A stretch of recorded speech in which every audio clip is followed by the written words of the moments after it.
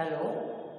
आज इस वीडियो में बहुत ही महत्वपूर्ण टॉपिक जो है सिलेबस के अनुसार इफेक्टिव कंट्रोल के लिए कौन कौन से एसेंस होने चाहिए, उन एसेंस की मैं बात करने जा रहा हूँ जो वास्तव में इफेक्टिव होते हैं, एक कंट्रोल को इफेक्टिव बनाते हैं।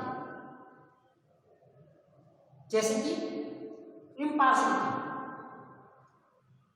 बिना किसी भेदभाव के सब एम्प्लॉय एक ही है हमारे लिए, कोई रिश्तेदार नहीं है हमारा, सभी एम्प्लॉय को एक मानते हुए समान रूप से उनको कंट्रोल किए जाए।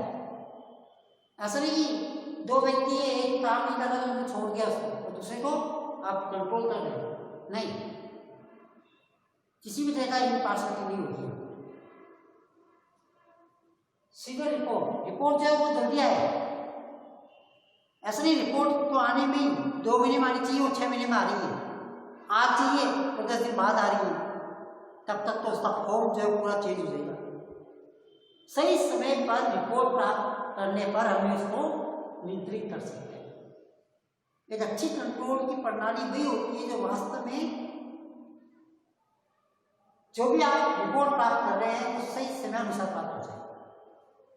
प्रतिपुष्टि, समय समय पे उसको सुधार को कार्रवाई भी करनी चाहिए, फीडबैक, कितना हुआ, कैसे हुआ, क्या कमियां हैं और उन्हें कैसे दूर की जाए, समय समय पर होता रहना चाहिए।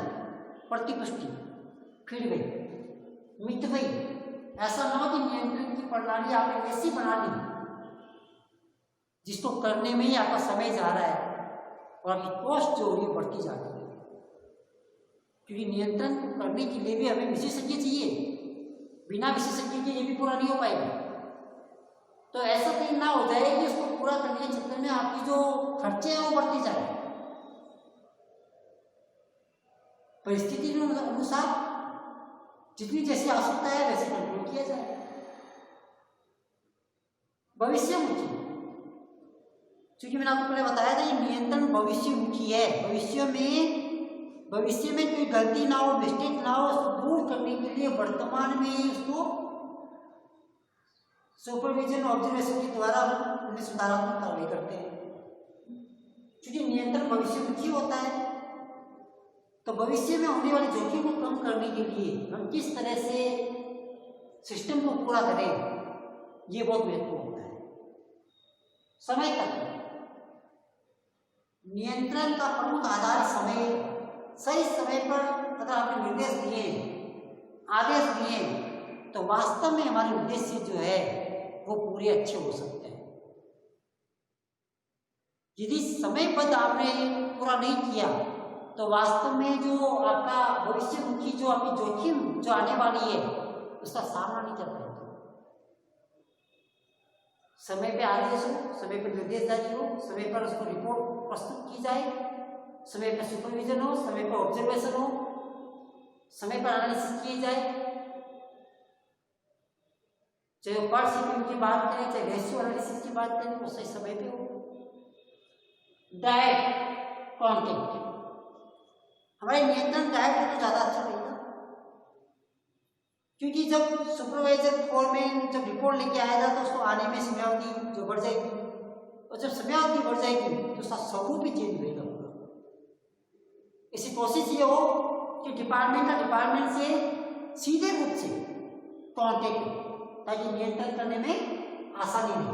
मानवीय पहलू का भी ध्यान रखा जाए, नियंत्रण किया जाए, लेकिन मानवीय पहलू जो होते हैं कि आपकी सैलरी काट दी जाएगी, कार्य से निकाल दिया जाएगा, इस तरीके से हम कर सकते हैं। नहीं, ज्यादा आपका मानवीय व्यवहार जो है वो चेंज नहीं होना चाहिए।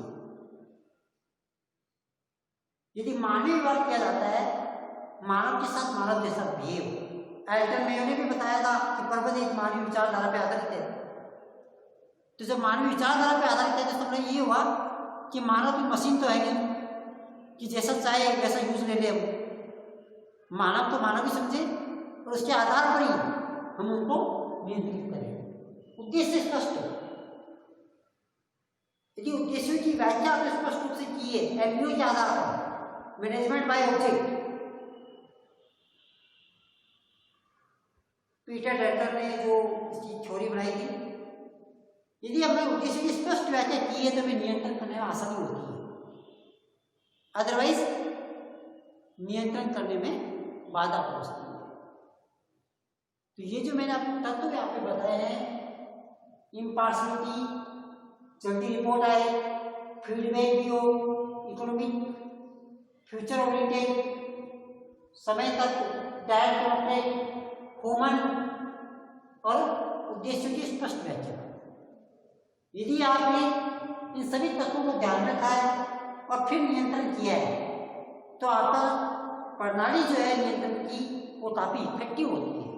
और जब वो इफेक्टिव होगी तो सिंपल सी बात है, सही समय पर सही उद्देश्य आपकी पूरे हो सकती है। तो ये आपको मैंने जो बताया है नियंत्रण की आवश्यकता थी। नेक्स्ट टॉपिक हमारा आएगा process of control. Last topic है चैप्टर का, फिर यूनिट जो है समाप्त हो जाएगी। इस यूनिट में 2 ही चैप्टर थे, समन्वय और नियंत्रण, और बहुत इंपॉर्टेंट यूनिट है ये 5वीं। काफ़ी अच्छे नंबर दिलवा सकती है आपको ये। तो आप इस टॉपिक को अच्छी तरह से तैयार करें, बहुत इंपॉर्टेंट टॉपिक ये भी है, सिलेबस के अनुसार ये। Thank you.